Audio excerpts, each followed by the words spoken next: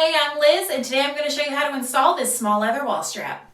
The tools you'll need for this project are a drill and a 5/16 drill bit, the screw and pop toggle wall anchor included in your kit, the leather strap and ring for the hand towel holder. First, I'm determining where I want to place the strap on the wall and marking it with a pen. Next, I'm drilling a pilot hole with a small drill bit to determine if there's a stud behind the drywall or not, or you could also use a stud finder for this part.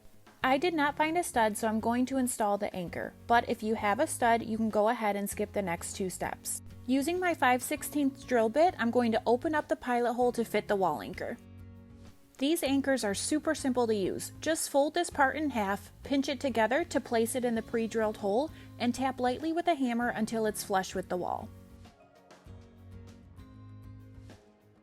Next, you'll place the towel ring inside of the leather strap and then fold the back of the strap over the front so it looks like this.